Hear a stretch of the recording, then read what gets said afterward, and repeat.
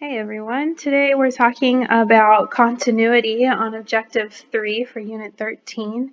And then at the end of the set of notes, we'll get into more with the slope functions, which is just more from Objectives 1 and 2, since we want to keep practicing and really understand that limit process. So to start here, I've just written down for you already.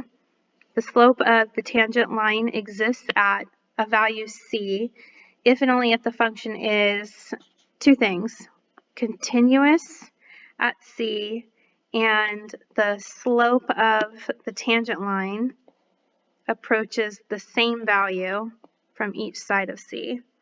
So we're going to talk a little bit about what those two things mean. There's a formal definition for continuity. We're just going to kind of write down how we know a function is continuous, which, by the way, we've talked about this in a previous unit. We're looking for no holes, no vertical asymptotes,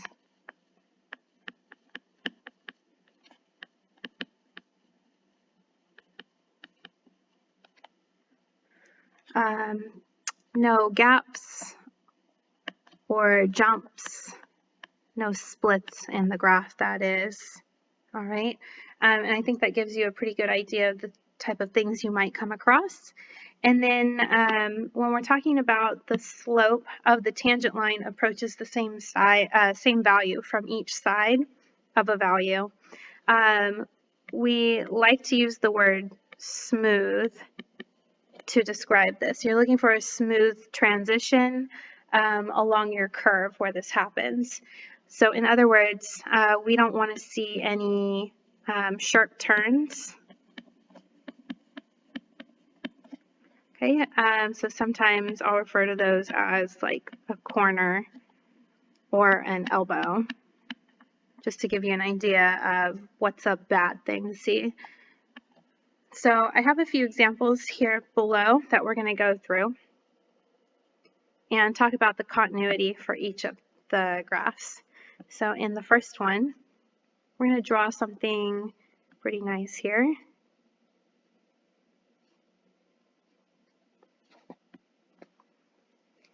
Okay, so when we talk about a value c, like the statement above mentioned, we're really just looking for any value here. We can call it c along the x-axis, and we're looking for the fact that there's no gap, no hole, no vertical asymptote there, so it's continuous at c. And then we're looking for it to be smooth, no sharp turn, no corner or elbow at c. So if you imagine drawing tangent lines along the graph here, okay, we have a positive tangent line, a little less positive, a little less positive, and it's getting close to a slope of 0. If we came in from the other side, we'd have slopes that were negative, but a little less negative and a little less negative. And so from each side, the slopes are getting closer and closer to 0.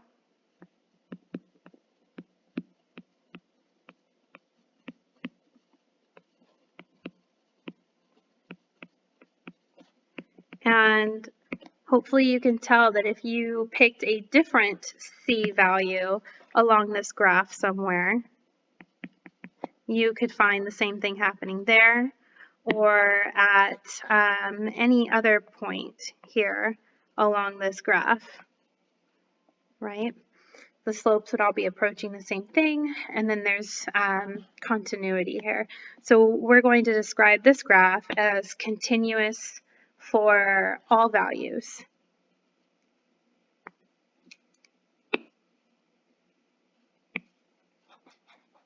Let's go ahead and give it a name.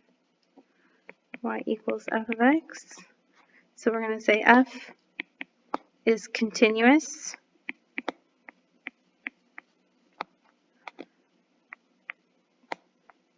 for all values.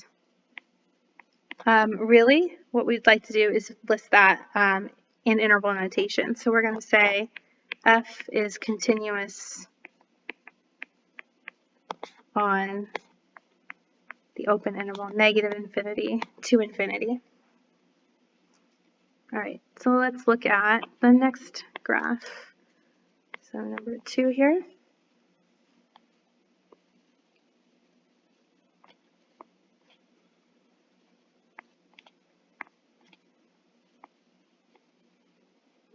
Let's call this 1.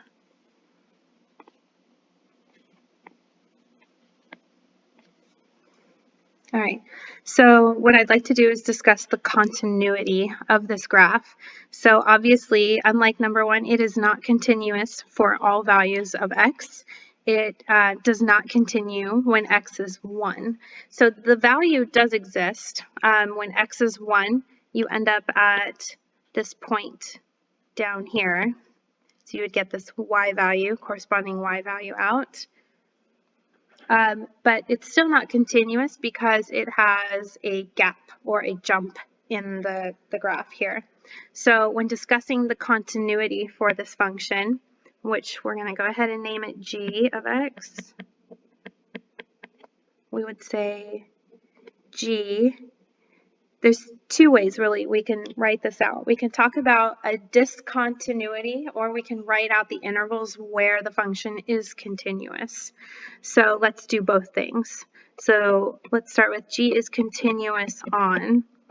So we know that it's continuous everywhere except at 1.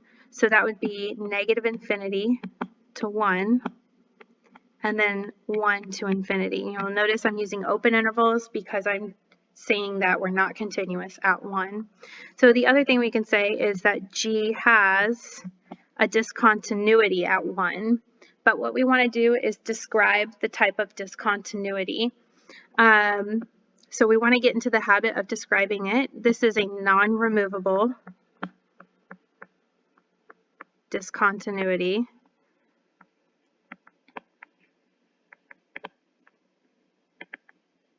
At x equals 1. So discontinuities are non-removable or removable. Pretty much all of them are non-removable unless you run into just a hole in the graph. So a simple 1 value is missing. So I'm going to add that up here. So if you run into a hole in the graph, you have a removable discontinuity. Everything else is considered to be a non-removable discontinuity. So vertical asymptotes, any kind of gap or jump, any other problem, that is a non-removable discontinuity. All right, so we want to be in the habit of describing that. So again, number 2, g is continuous on the open intervals negative infinity to 1 and 1 to infinity, or we can say g has a non-removable discontinuity at x equals 1. And we're going to go on to the next problem. So for number 3,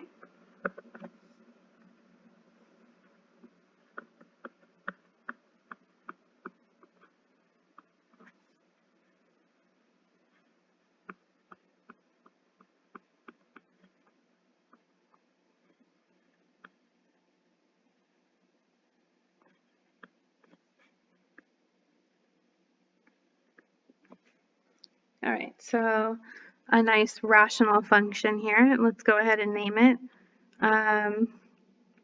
Let's call it j, function j.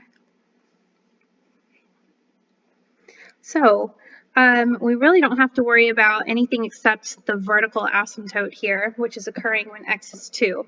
So just like problem number 2, here we can say that j is continuous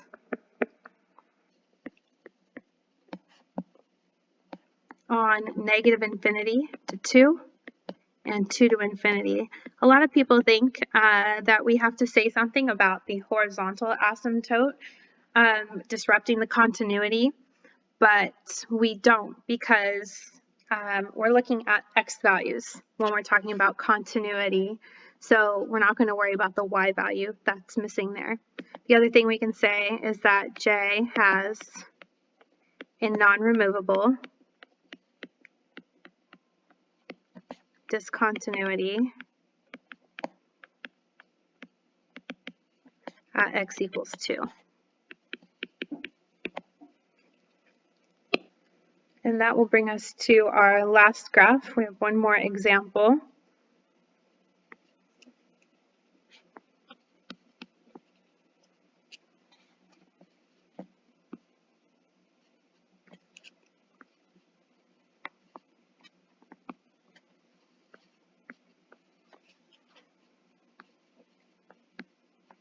All right, we'll call this K. Okay, so actually you can see that the graph is continuous at all values. It exists everywhere. So much like graph number 1, it's not missing any values. There's no split in the graph like number 2. There's no vertical asymptote. There's no hole in this graph. It is actually continuous everywhere. So K is continuous.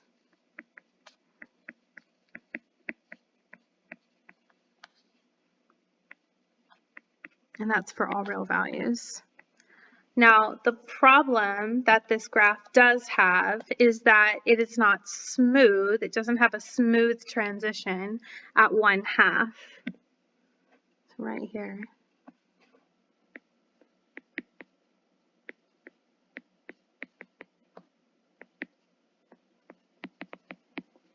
All right, so what does that mean? So if I notice the slopes of my tangent lines from one side of the graph, you'll notice they're actually becoming more and more positive. And so those numbers are increasing and getting bigger and bigger, heading toward positive infinity.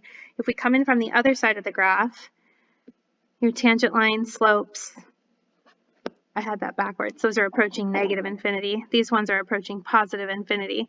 So if you were to list their slopes, you'd actually see that their slopes are heading in an opposite direction. One is getting more and more toward the negative numbers.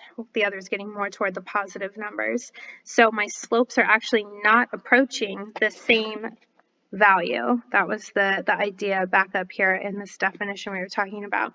So this means that the slope of the tangent line does not exist there just because of that.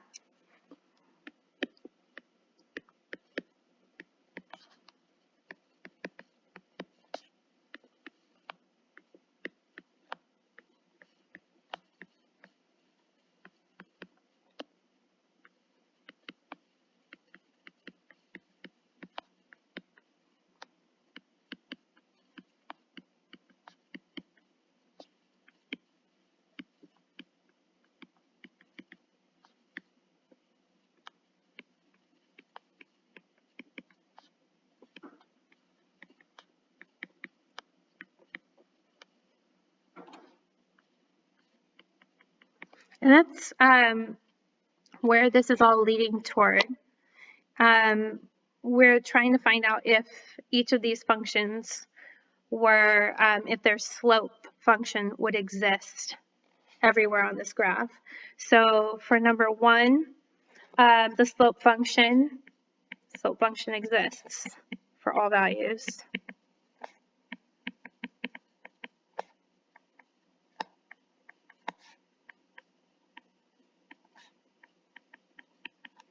On number 2 with function g, the slope function would exist everywhere except at 1.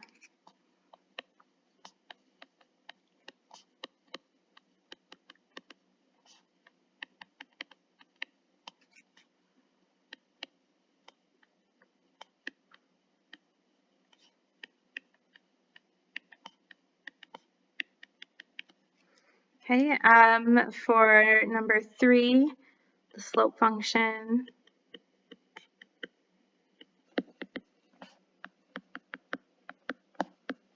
exists for all values of j except at x equals 2. This is going to be an important idea when we get into calculus because we often just see the equation of a function. We're not always looking at a graph, but the graph is the easy way to really understand what you're seeing here. So if I saw the equation of the graph, how would I know just from looking at the equation of the graph whether the function, whether the slope function exists for all values or not? So being able to associate that equation to its graph is going to be a really big idea, and knowing what it looks like. So number one, you're just going to have a polynomial function. So your equation would be like y equals x to the 5th power plus something x to the 4th power and so on. Number two is a piecewise function. So maybe that'll give you an idea that something might be going on in that. Number three is a rational function, which means that your equation will be written as a fraction. And if you'll remember, you'll have an x minus 2 in the denominator. So having that, typically we know with fractions, we're not supposed to have 0 in the denominator. So remembering with fractions not to divide by 0.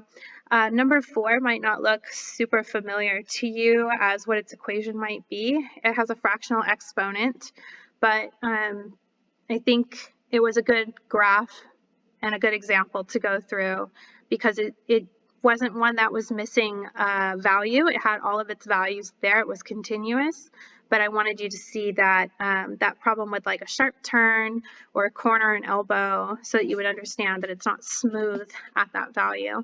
You'll more often find this case happening with like an absolute value function. So I'm going to go back here and add that in. Right, absolute value functions. Most of them, like y equals absolute value of x, you're going to have that corner or elbow at the vertex, and that's where the function is, the function's tangent lines won't be the same. In other words, it won't be smooth there. All right, so that's it for part 1.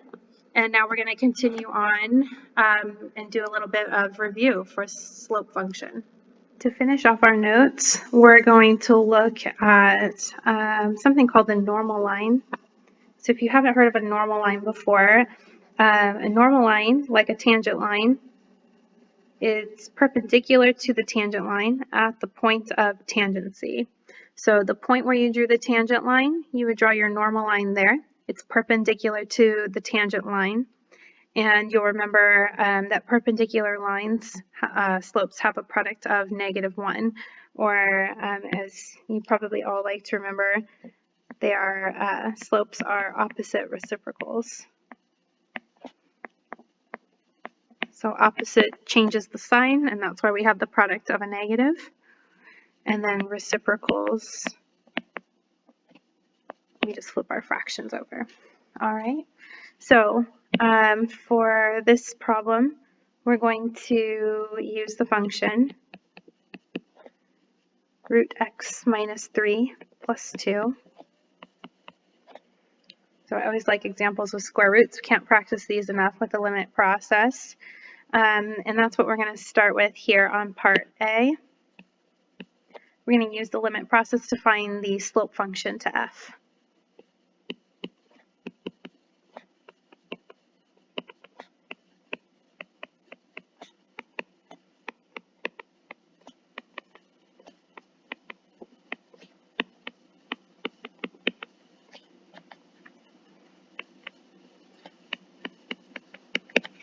All right, so I'm going to start by writing down my slope function. So I have the limit as h approaches 0 of f of x plus h minus f of x all divided by h. All right, so for our function here, remember to keep that limit out front. We're going to start with f of x plus h. So this means that we're going to plug x plus h into function f in place of the x.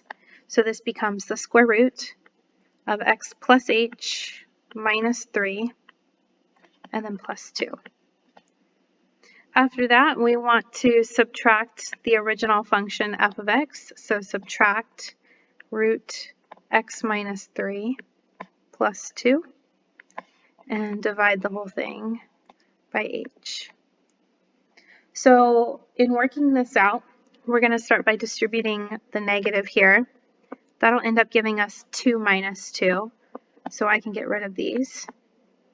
With what's left, you might be tempted to square your fraction. Please remember you can't square a fraction and have it be equivalent to itself. So this is just an expression you're having to work with, and you'd like to get rid of those square roots. The way we do that, and I'm just going to rewrite it real quick here. The way we do that is not by squaring the fraction. Right? We can only square an equation, each side of an equation. So in order to get rid of those square roots, you're actually looking to multiply by the conjugate, and I bet there's many of you who knew that was coming. So we are going to multiply. Remember, a conjugate pair is simply a difference of squares. So this is a minus b, so we need to multiply by a plus b, which means all we have to do is change the sign in the middle. So we have root x plus h minus 3 plus root x minus 3. We can't just do that to the numerator. You have to do that to the denominator as well, so that we're keeping our fraction balanced.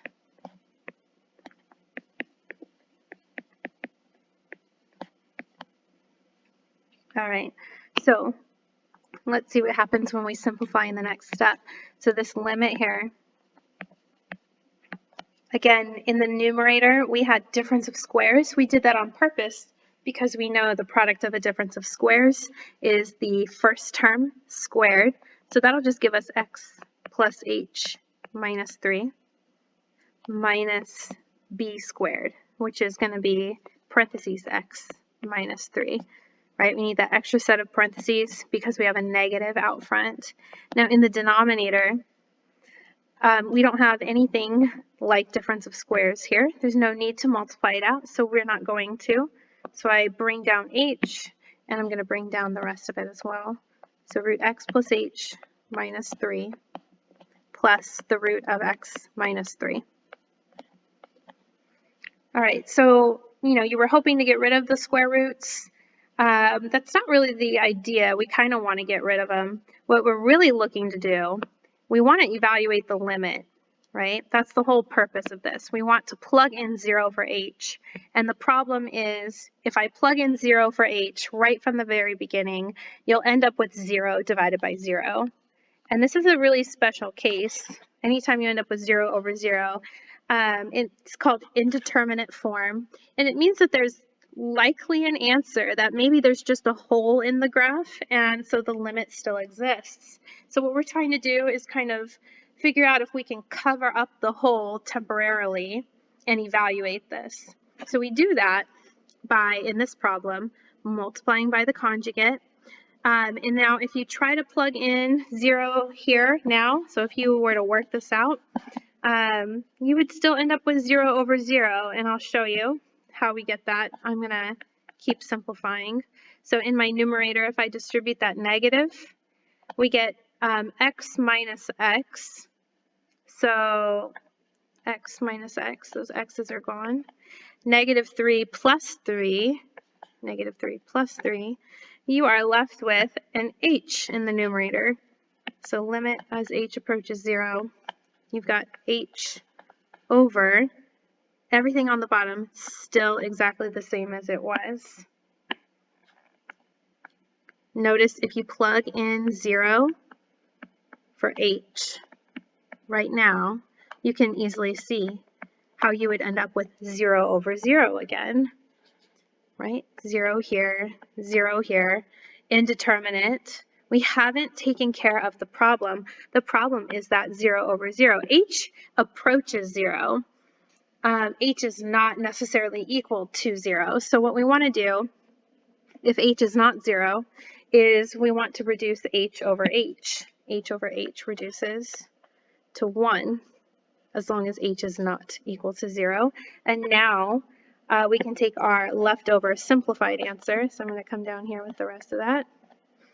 We've got 1 over, I've still got my limit here out front. No longer there's an h, but I now have the root of x plus h minus 3 plus the root of x minus 3. And now if I try to plug in 0 for any remaining values, So I'm going to do that here. So plug in 0 for any remaining h's in the problem. That h will 0 out. You're going to be left with a root of x minus 3 plus another root of x minus 3. So this is now 1 over 2 root x minus 3. And that is our slope function for the graph of f.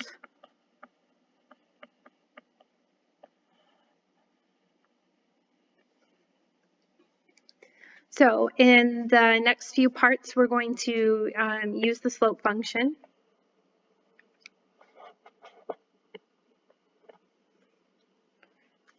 And use the slope function.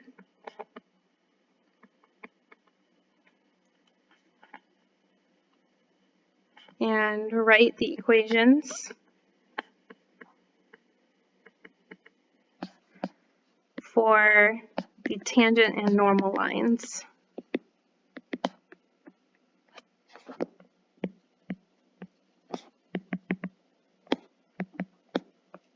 To function f, and we want to do this at x is equal to 4. All right, so let's start with the tangent line, since that's the one we've been working with most. Remember, with the tangent line, or writing the equation for any line, okay, writing the equation for any line, the two things you need are slope and point. So we're going to start with a point. All we know right now is that x must be equal to 4.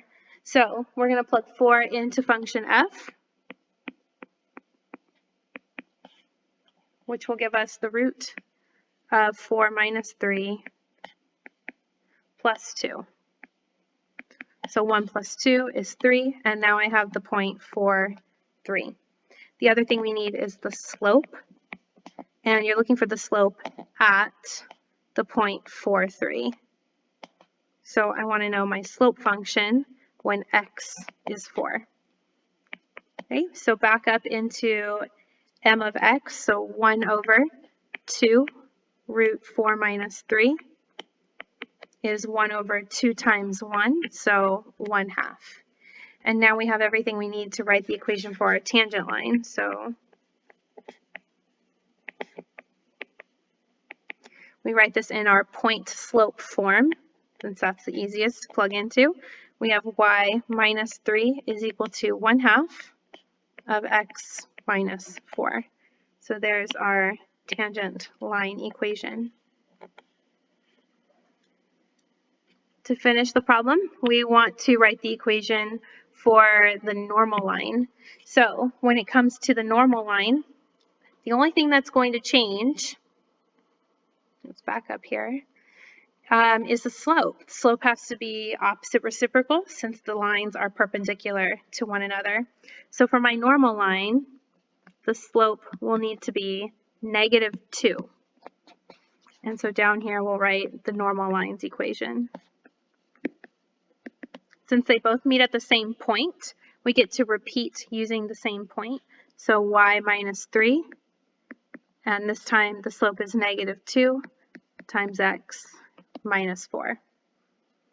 And then just to make sure we've done everything right, we are going to finish up with the graph of the function and the graph of the two lines along the function.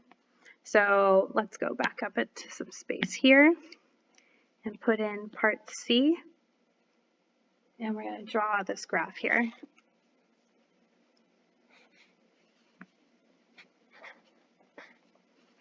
All right, so for our square root function, we want to move this 3 units to the right and then 2 units up. So we'll go 1, 2, 3 to the right, 2 units up. That will start our half conic, our half parabola there at 3, 2. If you want, you could plug in some other numbers like down here. Okay, we have when x is 4, we have the point 4, 3. So 4 up 1 more to 3. And you could even plug in 7. That'll give you a nice number. If you plug in 7, you end up with 2 plus 2, which is 4. So 7, 4 is another point here. So here is our graph. And then we want to draw the equations, or draw in the graphs of our tangent and normal line. So my tangent line at that point, at 4, 3, it should have a slope of 1/2. So starting here at 4, 3, and then we should have a slope of up 1 over 1, 2. So it's just going to be a little bit above my graph there. And that's going to be my tangent line. And then my normal line will be perpendicular, but it will also pass through that point of tangency, so at 4, 3. Perpendicular line, so I have a slope of -2. Okay, so down to over 1 right here.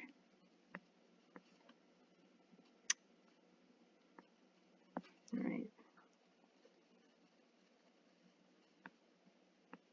And there we go. And they appear perpendicular. I was kind of using the slope to help me. All right, and that finishes up our notes for Objective 3.